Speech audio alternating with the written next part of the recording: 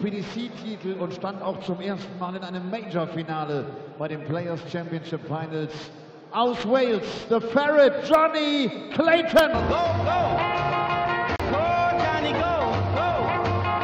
Go, drive was made. When people passing by, they would stop and say, oh my, but that little country boy. Das wird kein einfacher Gang sein für Johnny Clayton, denn jetzt wartet die Nummer 3 der Welt, der aktuelle Weltmeister. Herzlich willkommen in München, Voltage Rob Cross.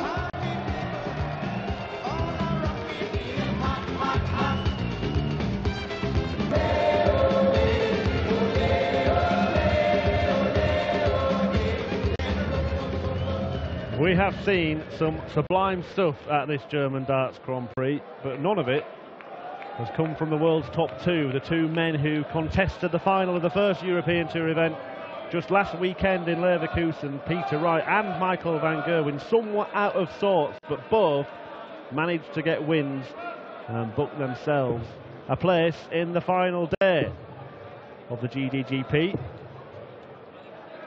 Michael van Gerwen has just described his performance as absolutely terrible, and he can't remember when he played that badly. He did enough in the end to see off Steve Lennon, but it might well be the case that he returns to action tomorrow and storms through the field.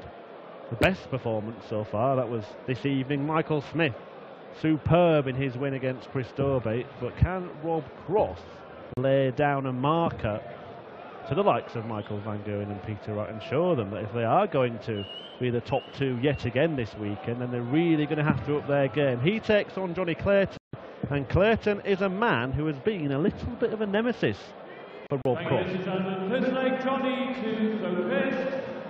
Game on. I'm Chris Murphy, and my nemesis Dan Dawson joins me to talk you through the final game of day two. Yeah, Johnny the Ferret. He's run into Rob Cross more times than I'd expected when I looked up the stats. 7 times they've met prior to today, which, bearing in mind that Rob Cross has only been playing PDC darts for a year, I mean, that staggers me. Well, he can't have done much in a year, can he? Well, I mean, I think he's gone all right on the tour and that. He's picked up the odd title here and there. Hasn't picked up a Euro Tour title. Probably about time he should. Yeah, needs to win a big one. Yeah. Well, obviously, he was denied a place in the final at the home of World Darts, Minehead, the Players' Championship finals, because the Ferret beat him in the semis. But you know, we can't rewrite history, but it would have been interesting had Johnny Clayton not ended Rob Cross's run and Rob Cross had met van Gerwen in the final there, whether the same story would have played out at Alexandra Palace.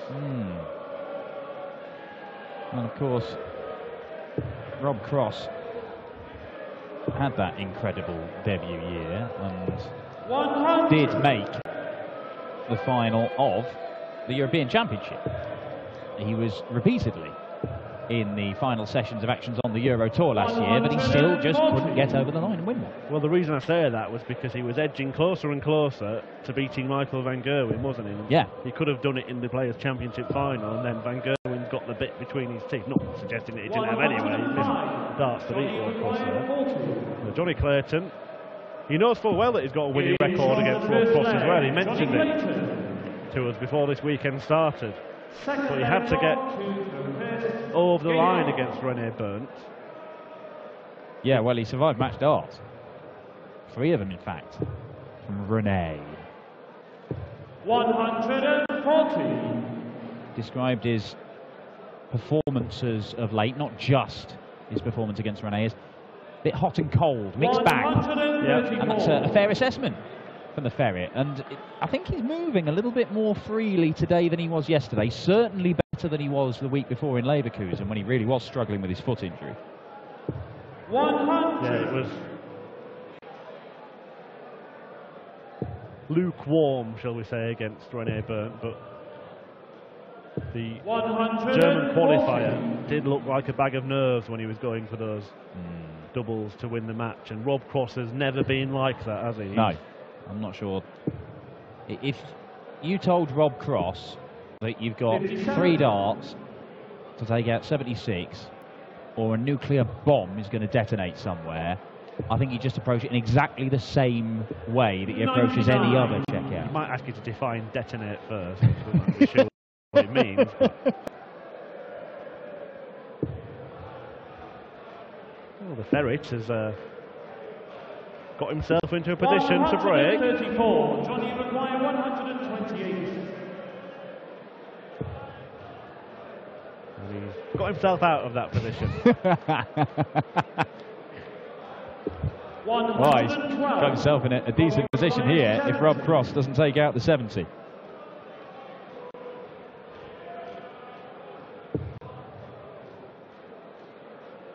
Stop. That would have been great if you'd have said 70 rather than 76, because danger averted. We're all safe. Yes. The countdown has been stopped. 100. 3 wins for Rob Cross against the Ferret.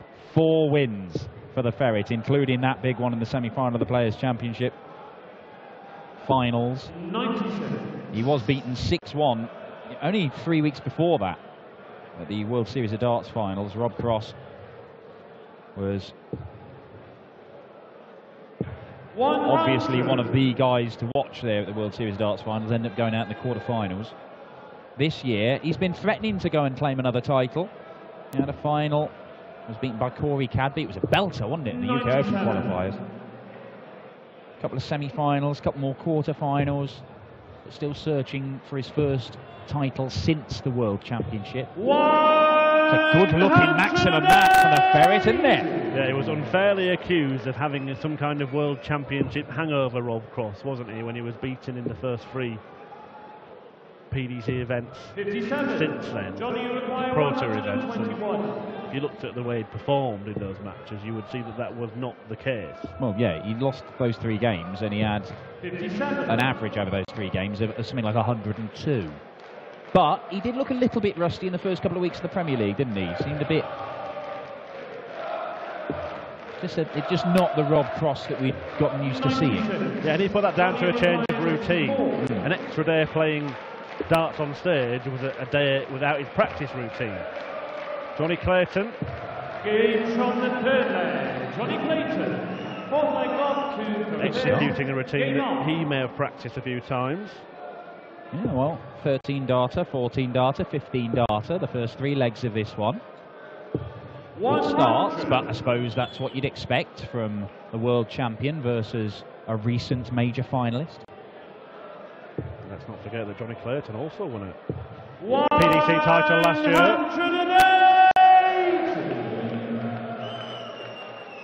The very last Players' Championship event. Set him up well for that run. In the finals of that series of events. Yeah, I mean, to be honest, if you take the Players' Championship finals as the culmination of the series of the Players' Championship, which it is, and it was quite an unbeaten run he was on, wasn't it? Winning 7 games in the final one, and then going and winning another, what, 5 was it to make the final? 60. Kind of fell apart for him in the final against Van Gerwen, but you know, plenty of players have had that happen in their first major final. Mensur Suljovic didn't. He was done 11-1 by MVG in the European Championship final.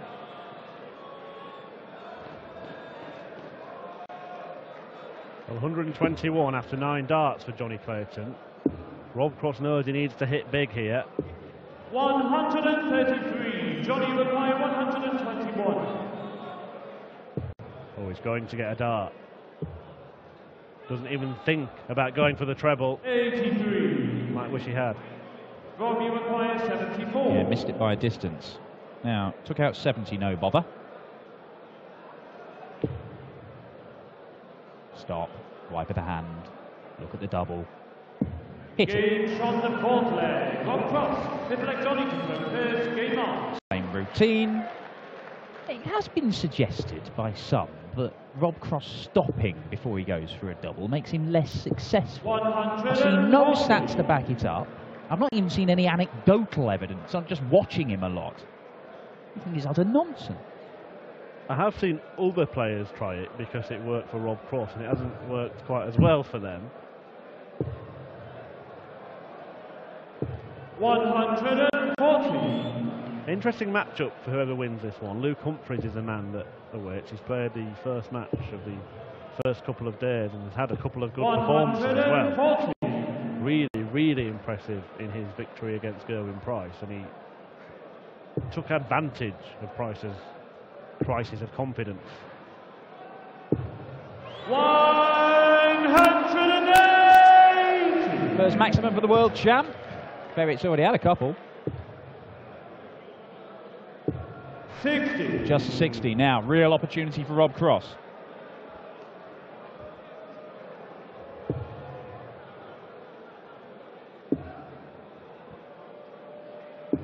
$134. Johnny Maguire, 161.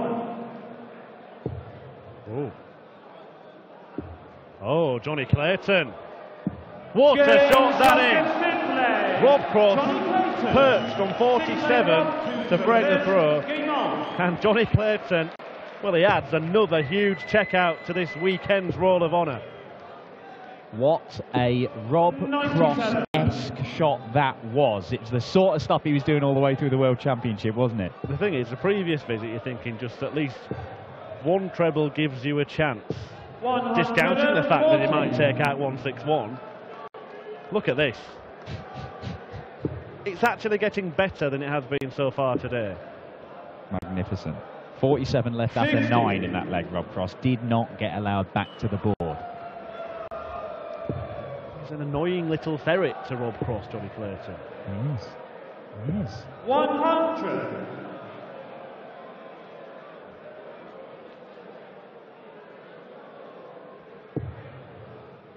And we were saying before that a few games, certain opponents bring out the best in certain dart players. And it seems to be the case when Clayton meets Cross.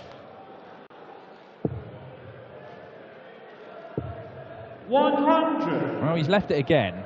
I mean, even the ferret, the magical ferret from Ponteverum, he's not going to, even the magical ferret from Ponteverum at this particular tournament, full of massive checkouts. Well, if he does, let's just not play tomorrow and hand him the trophy, because it cannot get any better than if he does this again. Oh my word, I thought we were going to. 97. Rob, you require 148. But the thing is, he's got a very real chance of getting a breaker throw, because Rob Cross is being asked to take out a massive one. He's not going to do it.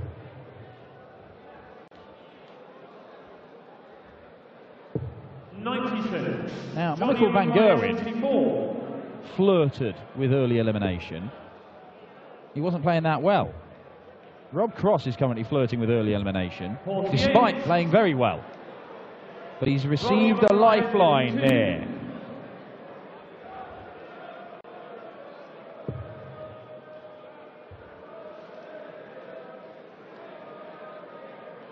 There's a routine.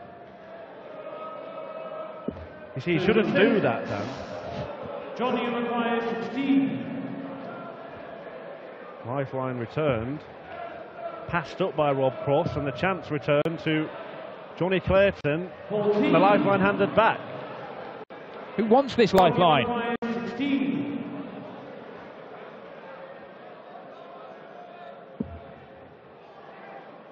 Well, he moves left to go over the top of it into the top part of the bed. That's where he's aiming. We could use that one. No 3 score. darts on the wire. Johnny required 2. One of those Alan Tavern legs. Good miss. Professional miss. That's not. No score. Robbie requires 16. Well, how many chances do you want? Well, those averages have just plummeted.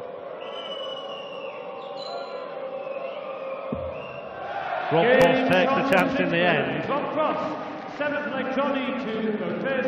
Game on. Well, a silly, silly leg. Yeah, stands out like a sore thumb. But worth exactly the same as the 12 darter that preceded it. And as we've seen a couple of times this weekend, winning the silly leg can be the difference. It can be. And particularly with Rob Cross, who is, you know, it doesn't seem to matter what happens in games, leading up to games, anything. He just seems to be able to shrug off. You know, somebody hits him with a big checkout or something like that, and he just ignores it and plods on. He just walks through the punches that people throw at him. Johnny Clayton, though, in this match, despite that ridiculous leg, he's still averaging over a ton. 60. There we see, 104 average. Yeah, despite these guys having a 22 dart leg where they both missed handfuls of darts at double, they're still averaging round about that ton. Rob Cross' average probably going to go up above a ton in a minute. 140. Will that do it? Yeah, it will. And the game has turned on a silly leg. Well, Clayton hits back. 180. Robbie McGuire, 124. Can Rob Cross snatch this away? 54 needed. His turn to take aim at the bullseye. 99. Johnny McGuire, 62. May get one dart. It is only one dart. Game That's all he needs. Johnny Clayton, 8-leg Rob to go first. Game on.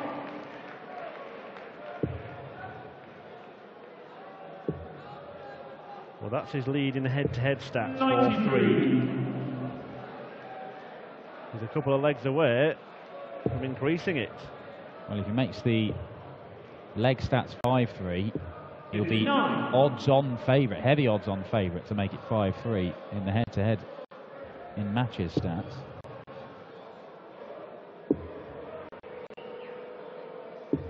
$60.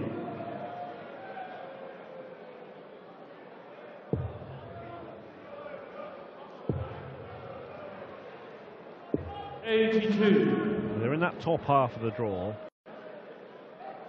And so far, you've got two seeds playing each other in each quarter, and then you've got Keegan Brown and Darren Webster, two non-seeds. The winner of this will face Luke Humphries. 140. And if Cross did win this, it would be that symmetry, wouldn't it, with 8 seeds departing. Half the amount that were entered into the tournament on the second day.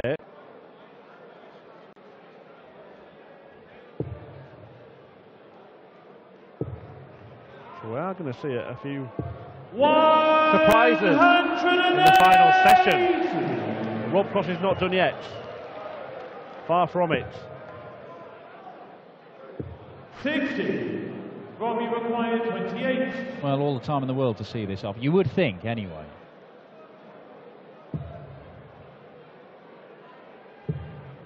Can get awkward. But he tidies it up on double 7 for a 15 darter. 4-4. Now, we've said that these two have had loads and loads of battles. They're 3 of their 7 previous meetings have gone all the way to last leg deciders. All of those games were last year, including their first meeting on the Pro Tour. Their first meeting was actually to qualify for one of these events. Rob Cross struggled to qualify for these at the start of the year, didn't he? Once he did start qualifying for him, he was a regular in the quarterfinals, or better. 140.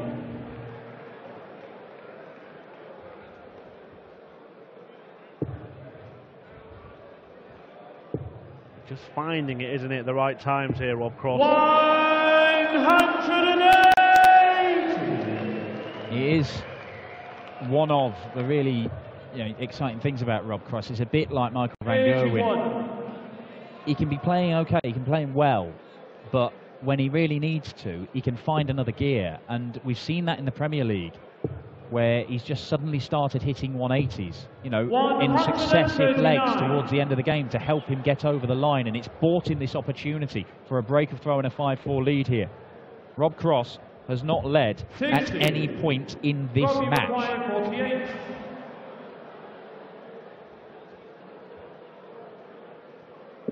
But he may lead now. Game on the 9th leg. Rob Cross. 10th leg Rob to go first.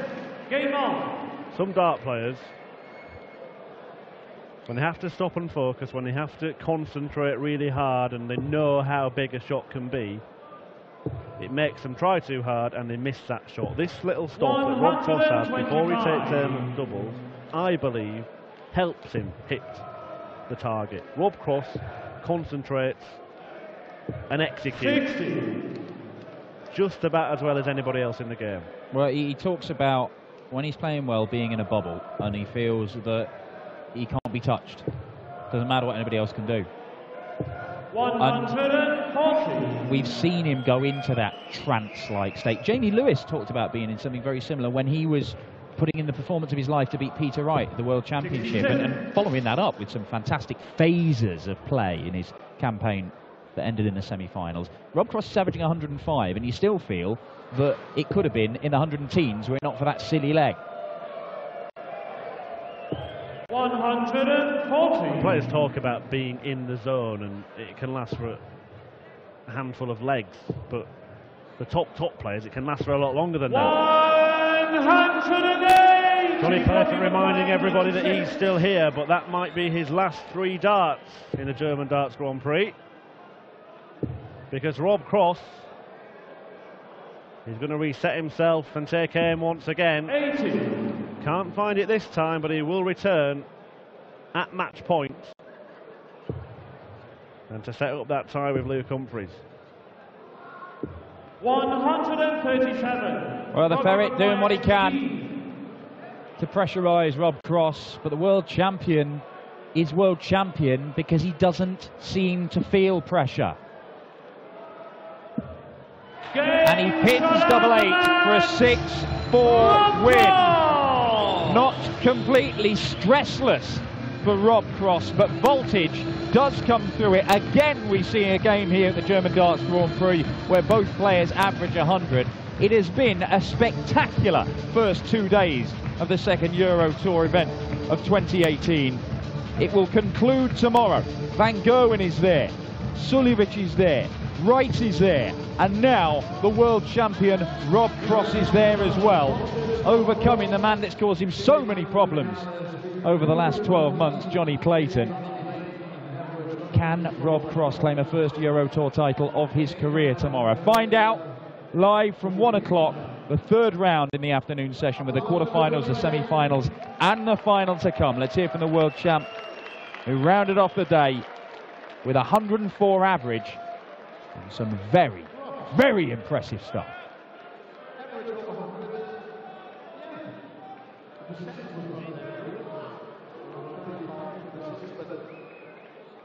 First match. Definitely a win to win. In fairness, Johnny, I think a chance is 4-2, and that was massive. When he missed that, he let me in, and from there I produced all right. I felt comfortable tonight. I feel great in myself. I've been playing well. There's no reason why I can't win. So is it difficult to play the last match of a day? Is it a long day? I call it the graveyard shift.